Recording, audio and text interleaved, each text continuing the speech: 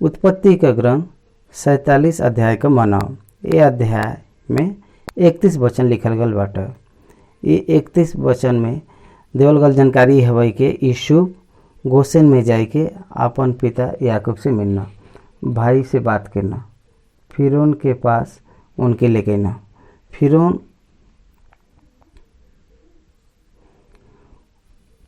वो देश में निवास करे के पड़ी। फिरौन ये प्रकार से बताइना, फिरौन के पास उनके ले गई ना। अब फिरौन के पास वो देश में निवास करे के पड़ी, ये बताइना। वो देश में मिस्री लोग घिरड़ा करत रहना। ये प्रकार से पशुहन ऐसा बतावे के कहना, ऐसा उनके सिक्के फिरौन के पास ले जात बा। 47 अध्याय के प्रारंभिक वचन में हमके यीशु अपने भाई के फिरौन के पास ले गए ना, ये लिखल बाटे। फिरौन उनसे पूछना, तहार उधम का बाटे। ऊ फिरौन से कहना, तहार दास चरवाहा हैं, यहाँ पर कुछ दिन हमके रह के अनुमति द। फिरौन यूसुफ से कहना, तहार पिता और तहार भाई ए देश में रह सकना। ए देश का जौन भी अच्छा भाग बाटे उम्मीन अपने पिता अपने भाई के बसाए द। उम्मीन से परिश्रमी जन पुरुष बान तो वो हमरे पशु का अधिकारी ठहराए द। 7वां वचन से 12वां वचन तक यूसुफ अपने पिता याकूब के लिए आई के फिरौन के सामने खड़ा करना।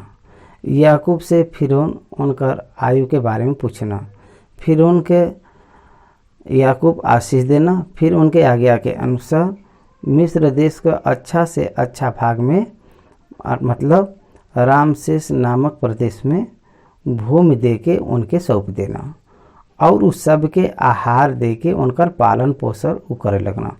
और 13वां वचन से जब हम देखब तो अकाल बहुत भारी होए के कारण मिस्र देश और कानान देश का परिस्थिति के बारे में जानकारी देवल गल बाटे।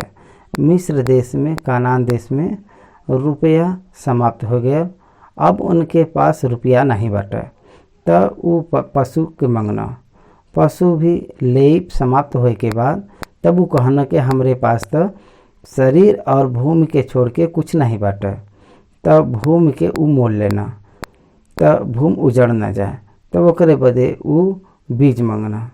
तब वो प्रकार से यीशु फिरौन बदे विश्व का सारा भूमि के खरीद लेना और ओकरे बाद याजक के भूमि के यीशु खरीदल नहीं चलना। याजक बदे भोजन का बंदोबस्त करल गया। ये प्रकार से याजक का भूमि के छोड़ के सब भूमि फिरौन के बस में आ गया। तब वो प्रजा से कहना कि हम तहरे भूमि के मूल ले लेबा, यही बदे 20% भूमि का उपज फिरौन के देवे के पड़ी और 80% भूमि का जौन उपज तू अपने बदे रख ले है। 27वां 27 से 28 वचन में याकूब और उनकर संतान गोसेन पर विस्तृत भयल। मिस्र देश में याकूब 17 वर्ष जीवित रहना और ये प्रकार से याकूब का सारा उम्र 147 वर्ष का भयल। 29 वचन से आखिरी तक देखा से यूसुफ के याकूब बुलैना और कहना, हमके मिस्र में मट्टी मध्य है, अब हम अपने बाप दादा के साथ सूती जब, तब हमके मकपेला के गुफा के कब्रिस्तान में रखा। ये प्रकार से इसे शपथ खैना। ये शपथ के साथ 47 अध्याय समाप्त होला। 48 से अध्याय में याकूब के अंतिम दिन का वृत्तांत बाटे। 47 अध्याय पहले वचन से हम पढ़ब। तब यूसुफ फिरौन के पास जाके ई समाचार देना कि हमार पिता और हमार भाई और उनकर भेड़ बकरी या गाय बैल जो कुछ उनकर बाटे सब कानान देश में आई गल बयान और वो गोसेन देश में अभी बयान। और गोसेन देश में इसराइल का पहला कंप वहाँ लगल। वो लोग वो देश में वृद्धि के परिणाम मूसा के समय में फिरौन का कठोरता के कारण परमेश्वर जब न्याय करना तब गोसेन के छोड़ के सब भूभाग में वो न्याय हुई। ये प्रकार से उ लोग वहाँ पर स्थिर निवास करना, ऐसा हमके समझ में आवेला। लेकिन उनके अनुमति बदे भाई में से 5 लोगन के साथ ले जाए के रिप्रेजेंटेटिव के साथ में लेके और लोग लेके गए ना, और फिर उनके सामने वो सब खड़ा भइना। फिर उनके भाई से कहना, तहार उदम का हवे, तहार काम का बटे। तो ऊ फिर से कहना, तहार दास चरवाहा हैं और तहार पुरखा लोग भी ऐसे ही रहना, और हमार पुरखा ऐसे ही रहना। देखा उत्पत्ति का 46वां अध्याय 32 वचन में, सब चरवाहा से मिस्री लोग घृणा करत न, यही बदे काम का बा पूछे पर पशु को पाल न बतावे के कहना। लेकिन यहाँ पर पशु के पाले वाला बतावे के जगह पर हम चरवाहा है यहाँ पर बतेना। लेकिन परमेश्वर उन पर दया दिखेना, काहे बदे के साधारण रूप से ये उदम से घृणा करे वाला बतावे के बाद परमेश्वर फिर उनके प्रति दया के दिखावे देना। फिर उ उनसे कहना, हम ए देश में परदेसी के भात रहे बदे आल बई। अंडरलाइन करा, काहे बदे के कानान देश में भारी अकाल होए के कारण तहार दास के भेड़ बकरी बदे चारा नहीं रहल। अकाल समाप्त होए के बाद वापस जाए के उद्देश्य उआरन वहाँ पर कुछ साल 400 वर्ष रहे का भावना से उ सब नहीं आ रहना। ऐसे परेशानी होए के कारण उ वहाँ पर रुकना नहीं, तो उ स्वयं हो के रहे बदे नहीं ना, वापस के आशा से आ रहना। ये बदे उ सब कहना, अपने दास के घोषण देश में रहे का आज्ञा दो। तब फिरौन यूसुफ से कहना कि तहार पिता और तहार भाई तहरे पास आई गल बान, और मिस्र देश तोहरे सामने पड़ल बाटे। ये देश का जौन कुछ सबसे अच्छा भाग बाटे उमिन अपने पिता और भाई के बसाई दा, और उ घोषण देश में रहे लगना। और तू जानत बा के उमिन से परिश्रमी पुरुष बान त उनके हमरे पशु का अधिकारी ठहराई दा, स्थान के साथ काम के फिरौन देत बा। देखो उ लोग जान गए न कि परमेश्वर उन पर कितना दया के दिखावत बा। काम मिले के बाद ऑटोमेटिकली रेमिलेशन मजदूरी भी रही हैं, वो प्रकार से निवास करी हैं। एकर प्रबंध परमेश्वर के न। 7वां वचन, तब वो अपन पिता याकूब के लिए आए के फिरौन के सामने खड़ा करना। देखा 5 जन के खड़ा करना, उनसे बात कही के सब प्रबंध होए के बाद पिता के ले आना। जब फिरौन के सम्मुख याकूब के खड़ा करना, तब याकूब फिरौन के आशीर्वाद देना। याकूब उम्र में बड़ा बयान 130 वर्ष का बयान, यही बदे बड़ा छोटा के आशीर्वाद दे ई सहज बात बाटे। ये बदे फिरौन आशीष के पाई के पूछत बान, तहार उम्र कितना दिन का बाटे। याकूब फिरौन से कहना, हम 130 वर्ष परदेसी होई के आपन जीवन बिता चुकल बई, और हमरे जीवन का दिन थोड़ा और दुख से भरल बा, और हमार बाप दादा परदेसी होई के जितना दिन जीवित रहना उतना दिन तक हम अभी तक नहीं भल गए। ये बात बहुत मुख्य बात बाटे। अब इसहाक के लेला 180 वर्ष जीवित रहना। इब्राहिम के देखा 175 वर्ष जीवित रहना। वो जगह पर जवाब देत बा, तब उनके 130 वर्ष रहा। 91 वर्ष में यूसुफ के जन्म देना। 70 वर्ष में वो पद्नाराम में गिना। यही बदे पद्नाराम से उनकर उम्र गिने से 60 वर्ष बा। यात्रा का समय 60 वर्ष का ही बाटे। उनकर जीवित रहेगा 130 वर्ष में से यात्रा का समय 60 वर्ष बाटे, मतलब कम समय बाटे। यही बदे उनकर पिता लोग जौन बान जितना यात्रा करे बान उतना वर्ष नहीं भल। काहे बदे के अब्राहम का यात्रा का वर्ष, अब्राहम 70 वर्ष में बाहर आईना, 75 वर्ष में वो हारान आईना। ये प्रकार से जब हमके देखे के मिली था हारान से बाहर आईना कनान आवे तक उनके 75 वर्ष आ गए।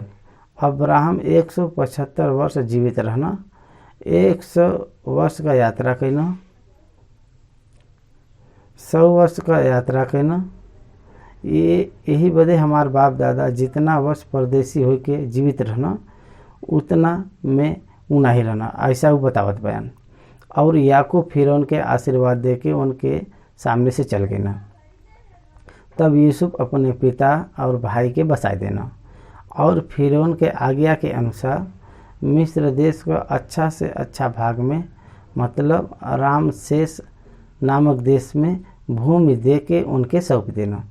और यूसुफ अपने पिता का और अपने भाई का और पिता के सारा घराना का एक एक बाल बच्चन के घराना के गिनती के अनुसार भोजन दिलाई दिलाई के उनकर पालन पोषण करे लगना। 13वां वचन, अब अकाल बहुत भारी हो गया। 3रा वर्ष शुरुआत भल, अकाल वर्ष बढ़त जात बाटे और उस सारा देश में खाए के कुछ नहीं बाटे। काहे बदे के अकाल बहुत भारी बाटे और अकाल के कारण मिस्र और कानान दोनों देश नाश हो गए। और जितना रुपया मिस्र और कनान देश में रह सबके यूसुफ वो अन्न के संतिर जन उनकर निवासी लोग मोल लेत रहना इकट्ठा करके फिर उनके भवन में पहुंचा देना। मिस्र का प्रजा और कनान का प्रजा उनके पास जितना रुपया रह सब इकट्ठा करके फिर उनके घर में वो पहुँचाइना। देखो ये प्रकार से फिरौन का राज बलवंत होते गया और ये अकाल के कारण प्रजा फिरौन के सब रुपया दे। ऐसा यूसुफ के न जब मिस्र और कनान देश का रुपया ख़त्म हो गया तब मिस्री लोग यूसुफ के पास आए के कहे लगना हमके भोजन वस्त्र दो, क्या रुपया के न रहे से हम तहरे रहते हम मर जाए। तब यूसुफ पशु के देवे बदे कहना, यूसुफ कहना अगर रुपया नहीं बात तो आपन पशु दो और हम उनके बदले में खाए के देवे। तब ये आपन पशु यूसुफ के पास लेना और यूसुफ उनके घोड़ भेड़ बकरी और गाय बैल और गधा के बदले में उनके खाए के देवे लगना। वो साल में सब जाति पशु को भोजन के दे के उनका पालन पोषण करते रहना। 3रा वर्ष वो सारा पशु को दे देना। एक प्रकार से वो देश के सारा पशु उनकर हो गया। 18वां वचन, वो वर्ष तो यूँ कट गया। तब अगले वर्ष वो उनके पास में आए के कहना हम अपने प्रभु से ये बात छिपाए न रखब के हमार रुपया चुक गल बाटे और हमार सब प्रकार का पशु हमारे प्रभु के पास आ चुकल बयान। ये प्रकार से अब हमारे प्रभु के सामने हमारे शरीर और भूमि के छोड़ के और कुछ नहीं बाटे। हम तहारे देखत हुए काहे मरी और हमार भूमि काहे उजड़ जाए और हमके और हमारे भूमि के भोजन वस्त्र के बदले मोल ला।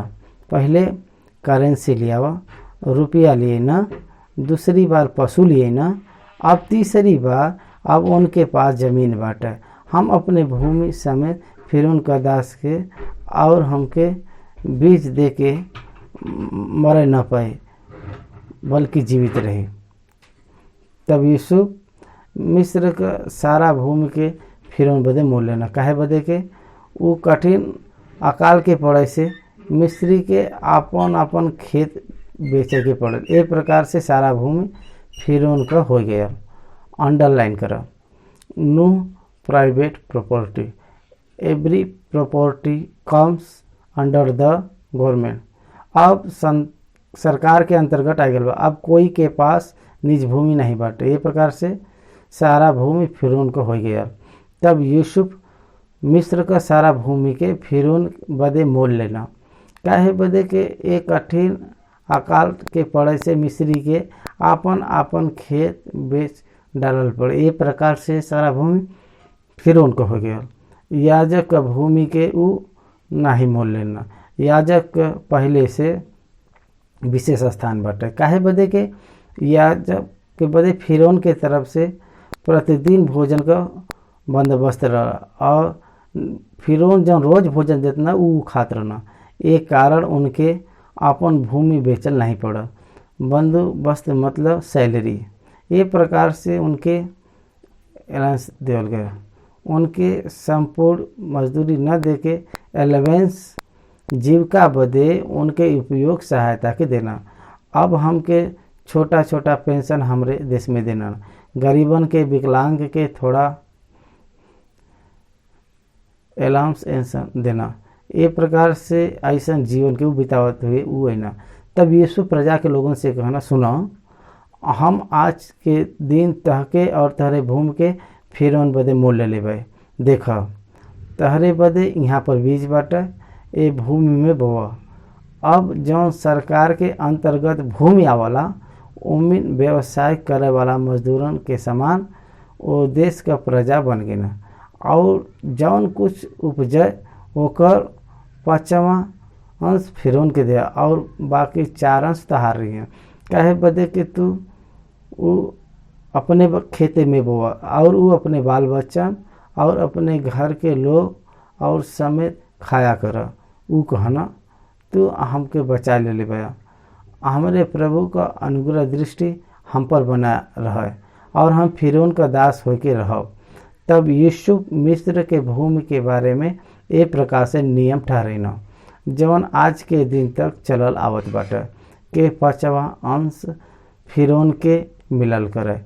केवल याजक के भूमि फिरौन का नहीं भया। और 27-28 वचन में, और इस्राएल मिस्र के घोषण देश में रह लगना और वहाँ का भूमि के ऊ वश में कर लेना और फूलना फलना और अत्यंत बढ़ गई ना। वो जहाँ पर भी गई ना वहाँ पर फाइनेंशियली बैलेंस के उपाय बयान, आशीष के पाए बयान, उनके आहार मिला। देखो, वो देश से संबंधित लोगन के पास धन नहीं बाटे, पशु नहीं बा, भूमि भी नहीं बाटे, लेकिन वो देश में रहे वाला इस्राएल के पास धन बाटे, रुपया बाटे, पशु बयान, भूमि बा। परदेश में वो अपने वृद्धि के पावत बयान।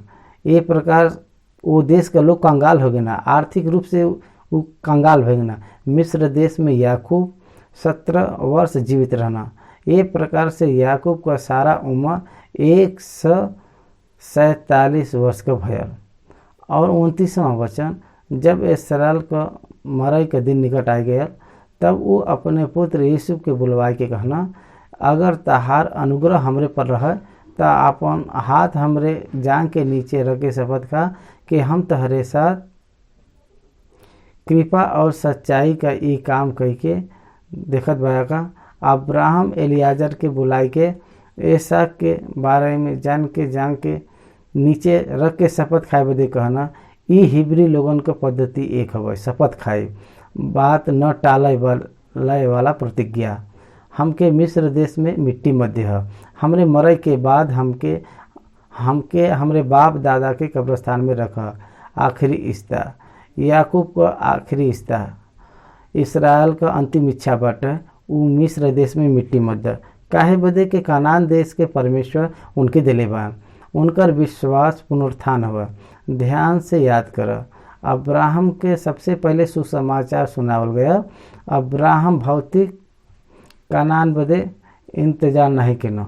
इब्रानी का पत्री 11वां अध्याय ई गवाही देत बाटे के स्वर्ग के कनान बदे अब्राहम इंतजार करना। यही बदे अब्राहम को विश्वास पुनरुत्थान हुआ।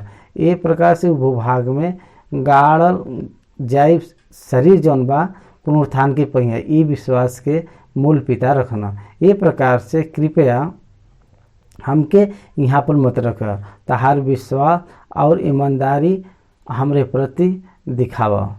ए प्रकार से हमसे शपथ तू खा, हमके ले जाए के हमरे बाप दादा के कब्रिस्तान में रख कहत बयान।